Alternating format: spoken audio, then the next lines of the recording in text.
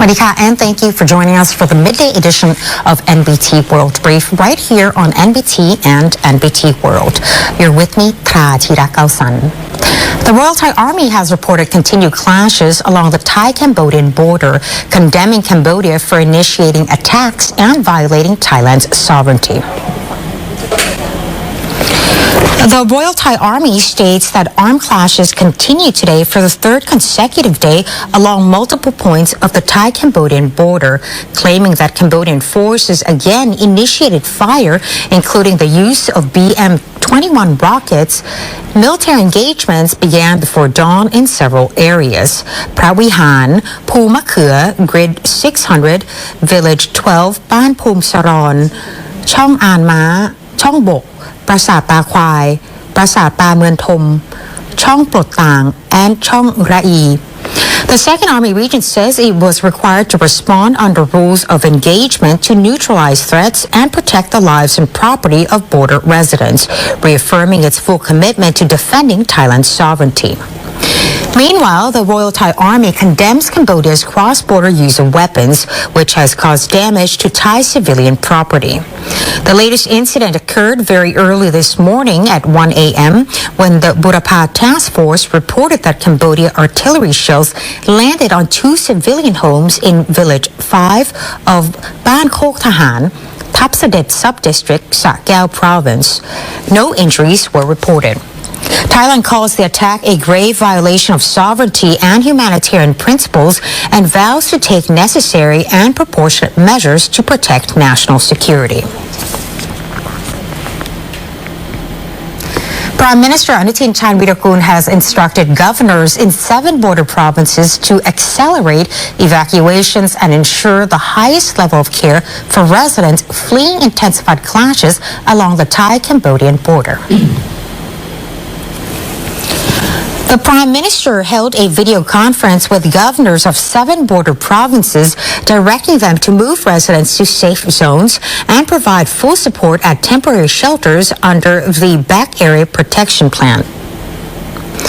Governor of Buriram Province, Piya Pitanam, visited evacuees at the Chang International Circuit, a temporary shelter. Now, he said over 30,000 residents from Ban Kruat District and Ban Han Sai District were evacuated within hours, with 10,000 now staying at the circuit.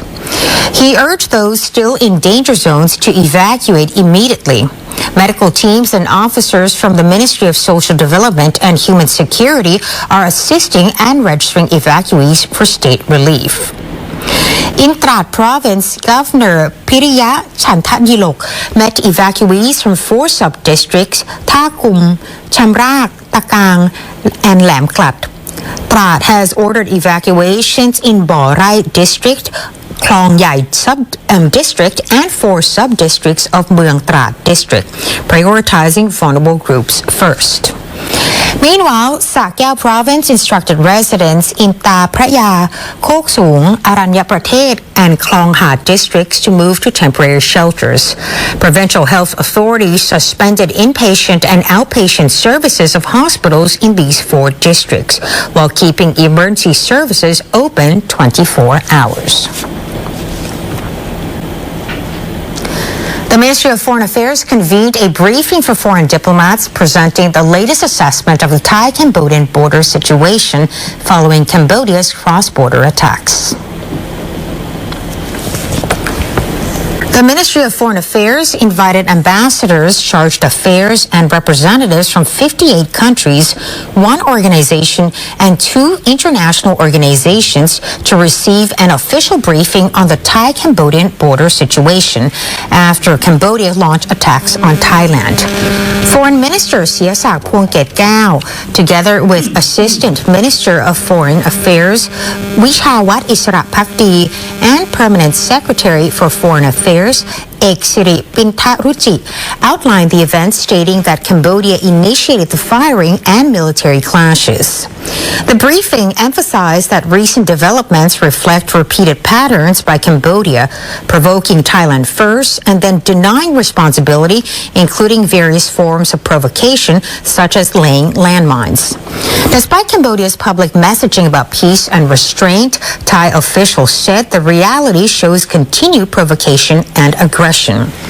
Thailand reaffirmed that it is acting strictly to defend its sovereignty and territorial integrity, stressing that the Thai public has lost patience with Cambodia's repeated actions that endanger Thai civilians. Thailand will continue necessary military operations until its sovereignty is no longer threatened. The ministry also highlighted Cambodia's violation of the ceasefire and the joint declaration which both sides signed in Kuala Lumpur in October. In addition, Thailand separately summoned the ambassador of Malaysia and the U.S. charged affairs, as both countries were witnesses to the joint declaration. The ministry also sent a formal protest to Cambodia, circulated notices to ASEAN member states, and delivered letters to the UN Secretary General and the President of the UN Security Council explaining the situation. Malaysia's Prime Minister Anwar Ibrahim has expressed strong concern over reports of renewed armed clashes along the Thai-Cambodian border, calling for restraint and a swift return to diplomacy. Malaysian Prime Minister Anwar Ibrahim expressed deep concern in a Facebook post regarding reports of armed clashes between Cambodia and Thai forces along their shared border. He offered condolences to the families of those killed or injured and warned that the renewed fighting could undermine the careful work invested in stabilizing relations between the two neighbors. Prime Minister Anwar stressed that Thailand and Cambodia are close partners of Malaysia and key ASEAN members. He urged both sides to exercise maximum restraint, maintain open communication channels, and fully utilize existing mechanisms to prevent escalation.